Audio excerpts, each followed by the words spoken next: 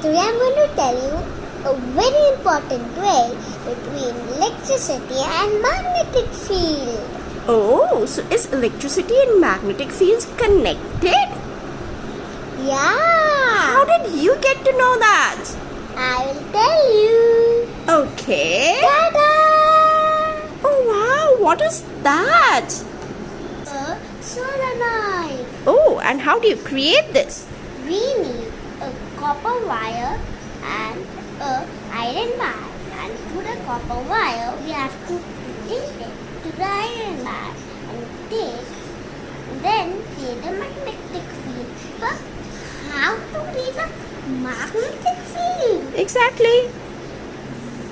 We have to take a black wire and attach it to this. Oh, so we have to pass electricity through the wire, through the copper wire. So we have to take a black wire and touch it to this, and so that acts like Oh wow, I can see. magnet. And Right. slowly when I remove it, it is still acting. Oh, and then slowly it's... falls down. Yes. Understood? Right. Thank you, Twisha. You're welcome. Come for more videos and for more